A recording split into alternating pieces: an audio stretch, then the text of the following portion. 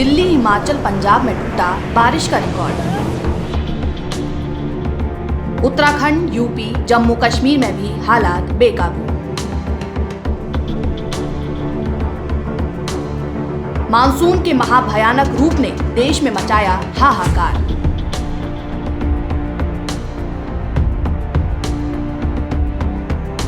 आखिर कहर के लिए कौन कसूरवार?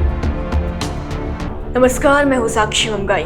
2023 का मॉनसून विनाश, तबाही और तांडव के जो मंजर आज देश को दिखा रहा है, क्या आपको भी लगता है कि वो सामान्य है? दिल्ली में अगर बारिश ने 41 साल का रिकॉर्ड तोड़ दिया है, पंजाब में अगर बादल ऐसे बरस रहे हैं जैसे पिछले 23 सालों में कभी नहीं बरसे, हिमाचल के पुल, सड़कों और दीवारों के लिए अगर कुदरत क्रूर हो गई है और उत्तराखंड या जम्मू कश्मीर में यद्यपि भूस्खलन या किसी प्रलय का संकेत ही इस पर रोंगटे खड़े करने वाला है, तो सवाल है कि इस वर्ष का ये मॉनसून सामान्य कैसे हुआ?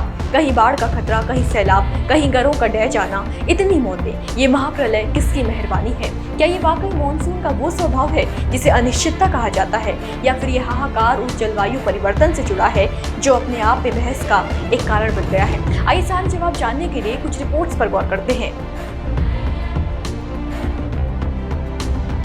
ये सोचने और सुनने में ही भयावह लगता है कि आसमानी आफत इतनी भयंकर हो सकती है कि इसकी चपेट में आकर ना केवल दीवारें और सड़कें भरभरा कर गिर पड़े, ना केवल बड़े बड़े पुल और गाड़ियां तिनके की तरह बह जाएं, ना केवल किसी रेत के टीले की तरह इमारतें ढह पड़े, ना केवल नदियों का जलस्तर बढ़ने से राजधानी तक में आपदा के हालात बन जाए, बल्कि साथ ही इस कहर में 30 से अधिक जिंदगियां समाप्त हो जाए। सड़क के दरिया और दरिया के सैलाब में तब्दील होने के बीच ये सवाल अब सबकी जुबान पर है कि आखिर उत्तर भारत में इतनी क्यों बारिश अपने रौद्र रूप में है, और क्यों मॉनसून अपना अब तक के सबसे भयानक अवतार में है। आज इस बारिश ने देश में जगह जगह कोहराम मचाकर रखा है। वो एक ही साथ एक्टिव हो गई दो बारिश प्रणालियों, मॉनसून और एक पश्चिमी विक्षोभ के घातक संगम का नतीजा बताया जा रहा है। ये क्या है, इसे समझने के लिए ये मीडिया रिपोर्ट देखिए जिसे टाइम्स ऑफ इंडिया के हवाले से लिखा गया है।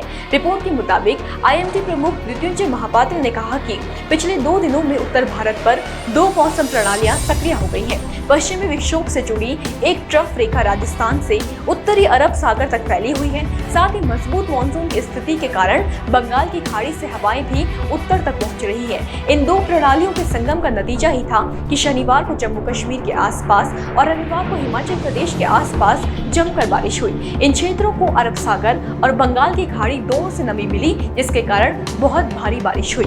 गौर कीजिए कि इसे ही कसूरवार ठहराते हुए इस मूसलाधार आफत की बारिश का संबंध जलवायु परिवर्तन से नकारा जा रहा है।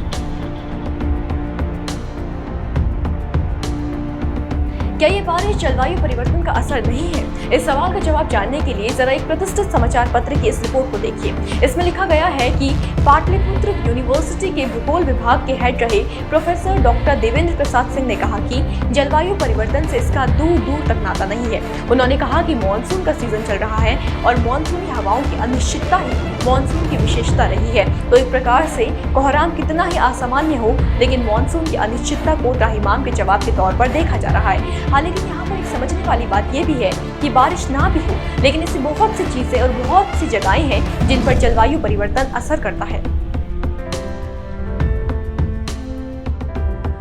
समुद्री तबाही, बवंडर, चक्रवात, भूस्खलन, अनहोनी के विभिन्न चेहरे कभी सौर विकिरण और ज्वालामुखी गतिविधि में परिवर्तन के कारण देखने को मिलते थे, लेकिन आज ये मानवीय गतिविधियों से प्रेरित है। कुछ रिपोर्ट्स दावा करती हैं कि मानव प्रभाव के कारण जलवायु प्रणाली भी गर्म होती जा रही है, जिसका सीधा असर ऐसे इलाकों पर पड़ रहा है जहाँ पर्याप्त हिमपात और बारिश होती है, जैसे कि उत्तराखंड और हिमाचल प्रदेश। माना जाता है कि ऐसे क्षेत्रों में मानव जनित गतिविधियां, खासकर शहरी और बुनियादी ढांचों के विकास कार्यों की वजह से नाजुकता बढ़ जाती है, जो कि आपदाओं को बुलावा है।